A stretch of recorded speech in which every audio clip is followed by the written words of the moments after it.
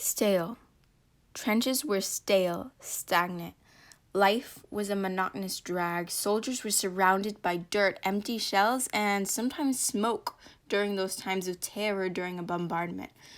Many a time, by the time their rations of bread and bully beef made it to the front lines, their bread would be stale, rock hard, and nearly inedible. But eat it they must. Food was scarce, for supplies were stretched thin.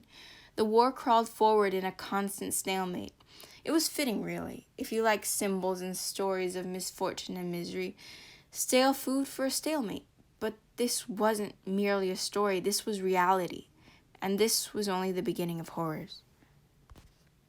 Trench foot, a fungal infection many soldiers encountered due to the constantly muddy floors of the trenches, filled the air with the sickening smell of decay.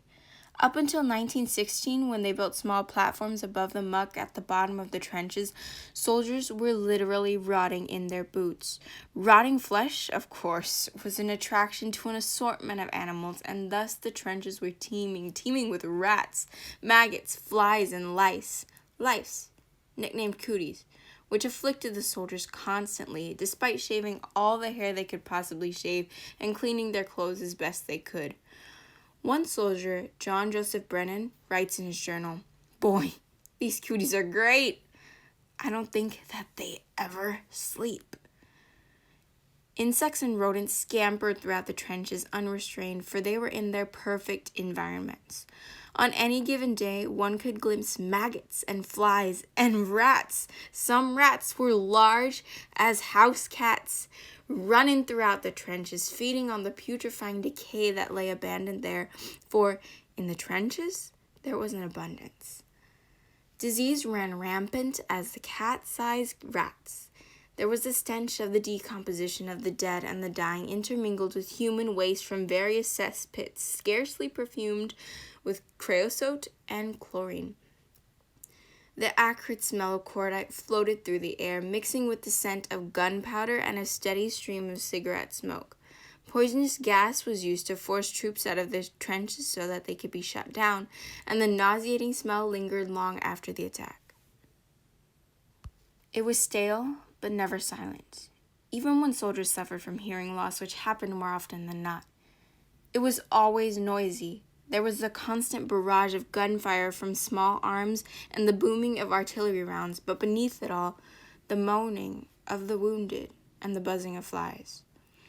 During a bombardment, it was deafening, but they didn't so much hear the sound as they did feel it burgeoning within them, or as one Canadian soldier describes it, a solid, immovable ceiling of sound. The artillery shells were enough to drive one insane, which happened on numerous occasions in a phenomenon they called shell shock.